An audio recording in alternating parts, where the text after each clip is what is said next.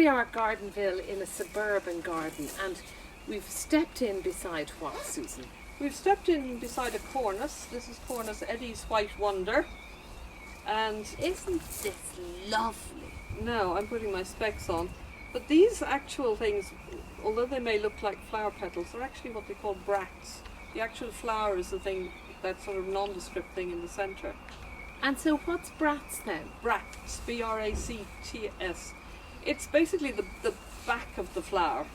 Oh, right, okay. So anyway, that's a by the by, but it is. So, I don't know whether did you watch any of the American Open, the golf, the yeah, Masters? yeah. And there's wonderful white bushes and things around the greens. That's these type of Cornus. Oh, I Because see. they need a slightly acid soil, and there's a lot of them down around that part of the world, flowering at this time of the year. So is it great to be able to grow one in Europe then, in sort of a colder if you climate? have, no, it's fine. I mean, they get huge swings of temperature down in that part of the world, so these are quite tolerant of cold conditions. Are they? Now, we're talking of an acid soil. You buy it... Neutral to acid. Probably get on fine in a city soil, which tend to be neutral. Is it a little tree? Yes, they grow quite big. I mean, here, this one, he's growing here, so he's spreading out. But yes, they are virtual trees when you get them down in the southern states. So if you go to a garden centre to buy this, would you be going into the tree section or shrub section? You'd possibly be going into the shrub section. You might get them in some garden centres, or ask for it if you could get it a large size.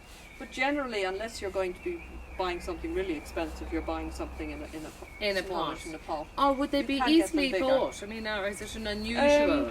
There are varying varieties of Cornus. I think this is Cornus Florida, Cornus Eddie's White Wonder. This is gorgeous. And then you get other ones, which these are pink or pink tinged. Right. And so, anything else we need to know? Does this need to be cut back then at a certain time? No, but you or can do see, just I don't know it? whether Rosie can see, but it is sprouting along the branches here, and where something is being cut or died back, it is quite readily sprouting. So it's obviously, if it gets cut back, it'll it is sprout going again. to sprout again. Yeah. And how long the flowering season is what? Oh, the flowering season is, I suppose, sort of end of March on into end of April, that kind of time. I think this is another lovely. Why is it so nice? Is it because the branches are all angled? It's just something different. It's interesting. Very different. It's very different. Yeah.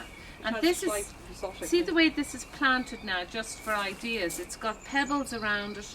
It's got a nice box hedge. Yeah, so it's quite sort of it's planted formal. to be a feature architectural sort of planting here. Again, if you have a small garden, it could look very attractive, being framed in. Small gardens, Do you know what I mean? So again, I think that's a gorgeous. Would that be an expensive thing to buy?